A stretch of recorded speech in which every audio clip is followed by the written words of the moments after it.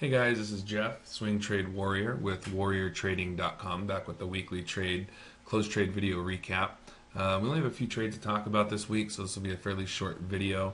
I want to remind everybody that we're still offering a 7-day free trial for anybody who wants to join and learn about day trading and swing trading. Go to WarriorTrading.com and sign up for your free trial. If you guys have any questions about anything in this video or anything trading related, feel free to shoot me an email, jeff@warriortrading.com, and I'll have my contact info in the description of this video as well. The first trade I want to talk about was one that we held for a little while. It's our Apple trade. I've traded Apple 4 or 5 times this year, so far with 100% success. I love the respect that Apple shows in its chart to the moving averages and also its support and resistance areas. So we got in this trade. We started scaling in this trade on the most recent pullback to the 125 area. Anytime Apple's hit 125, it's sold off below it just a little bit, and it's always come near the 50 moving average, but snaps right back up. The chart we're seeing here for Apple recently has been in a series of higher lows and higher highs. Well, the higher highs haven't been amazing, but we're consolidating sideways here with higher lows. We're pinching this top area over the 128.50 mark. We hit it 1, 2, 3, 4, 5 times before finally breaking out on the 6th time for a move up to 130. And I expect we'll probably see, as we come into earnings, a retest of the 133 highs that Apple put in after their last breakout over the 120 area. Earnings will be super volatile for Apple. After the beat last quarter, I would expect these numbers would need to be equally as impressive, if not better, for us to see a significant gap or move up in Apple's price. Traditionally, Apple has performed quite well during each quarter and has put in strong numbers. However, the stock has sold off, and I think in large part it's due in popularity of the stock and how everybody tends to hold Apple as this oracle or as this truly great company. And when the numbers come out or their announcements for new products come out aren't truly completely mind-blowing and amazing, and they don't shock and awe us, I think people tend to sell and they get a little bit bearish, and the big money will come in and they'll short those moves to the downside.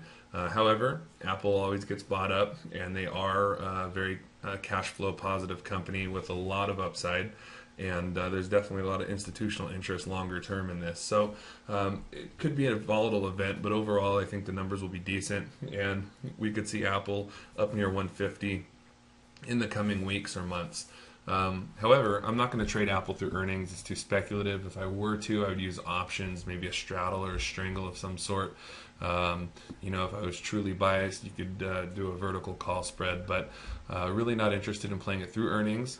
We traded it from 125 to about 128.5, 129, and we locked up $1,400 in profit on it in a couple of weeks. So I'm happy with that, and I'm just going to wait and see how we perform here as we approach the earnings date. One of the other trades we closed out this week, LC Lending Club Corp. This stock we got long on the 15th. Get a bar here. We got long on the 15th of April, tax day. After this sell-off, we made a new low for the stock at 1761. Then we got candle over candle reversal as we came up and tested this resistance level right here. You can see on the TAS box, it's the red line. I'm going to put this blue line, I'm going to overlay it right here at the 1935 area. We got long for a breakout over this and a potential move back up to $21. We did get a break above it. However, we closed below the resistance area, and eventually it sold off. This ended up being a very small win. We took a profit stop on this as the breakout failed. One of the two of the indicators that I use are from TAS Market Profile. Their suite of indicators. I use the TAS boxes and the TAS market map, and those are the colorful sideways lines you see here. The TAS market map with the purple, blue, and red lines shows us the areas of the most buying and selling volume for each price level. And this goes back 100 days. and so it's always adjusting in real time as we move forward on the clock. This yellow line is the longest line on the market map, and it indicates the area of contention where there's the most competition between buying and selling volume.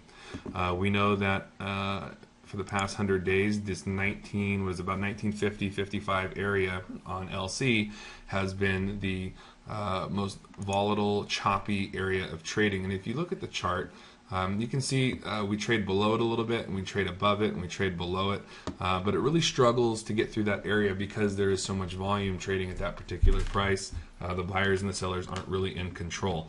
We were looking for a move up to 20.5, where we get into the shorter bars, which are violet, and then the shortest are blue.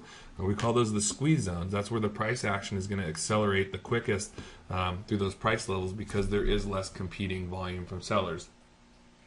However, we didn't get that. We didn't make it through the yellow line, and it chopped out and eventually sold off. So we bailed on that trade and locked up a small win on it. Another trade we took was on MOBL, Nimble Storage. We got long on this trade. I'm going to use bar here. We got long on this trade on the 15th also, which is right here. So we have this nice uptrend after we broke this previous resistance level, as indicated by the TAS box here at $22.30. We got a nice clean breakout and move to about $25. The next resistance box is this next red line at $25.05. You can tell we've had a few taps right on that level, but we've been unable to break and hold it. So clearly TAS has correctly identified another support level based on the previous price action and volume. So this is definitely setting up for a nice breakout and long entry for a move back up to $27.50 or so. However, when we got long on this big bar right here, we had another doji. We had a doji the next day, and we stopped out for a small, again, profit stop, small win, because it just wasn't ready to go at this point in time. This 25.05 area is key. I was looking to double my position on a move over that. Again, take a look at the market map. It shows this yellow line, which is, again, the area of contention between the greatest area between buying and selling volume, that price level. And what do we have? We have a bunch of dojis and indecisive candles showing us exactly that confirmation that this area is a struggle. And it also happens to be right below a major resistance area, which is shown by the box. So this area is definitely choppy. The buyers weren't strong enough to push it through.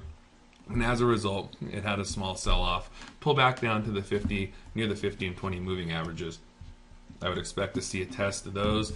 If those hold up as support, we'll run up and test the $25 area again. This is a perfect example of how using the right indicators can tell you where you can expect to see trouble or areas of resistance versus areas of less resistance, and you're more likely to see acceleration of price action. If we look back here, once we broke out of this yellow line the previous time back in February, we had a nice multi-day runner. This looks like a 2-week-long runner with green candles just cruising through until we broke this resistance, and it sold off at their earnings, their last earnings.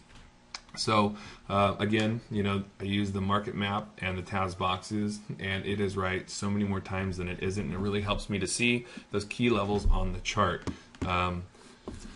Next trade we'll look at is on. Okay, On is a semiconductor company. Again, this is another trade. We got long on 416. Right here. We got long on this candle over candle breakout at 416. Take a look at the TAS box here. This is the area that was previously identified. This box was here before we ever got long. So we identified this early on as a resistance box, trading just below the highest areas of contention on the market map. So we knew this was going to be a struggle. Once we broke through, we wanted to see continuation through the squeeze zone where there's less contention. However, we came up and we tested the previous resistance area of about 1240. 1235, 1240. That happened to be right about the highs over the past few days in this trade, and as a result, it failed that next resistance level and it sold off back down. So we stopped out again for a small win on that one. But using these indicators, we're able to time these trades where we give them the best chance for breakout, but we also put ourselves in a clearly a place that's clearly identifiable to bail on the trade should it not go in our favor and continue. So this trade we took off after only a couple days.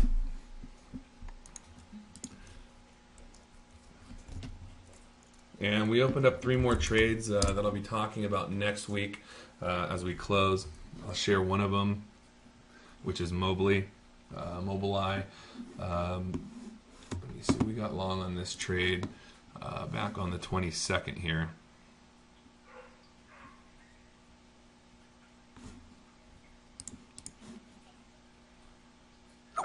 Right here. So we got long on 422. We put in a high for 2015 of 47.70. We're looking to get long for breakout over this box right here, this red line at 47.09. We're holding that area right now. Previous resistance is acting as support. We're long on this at about 47. I don't know. Our average is 47.63.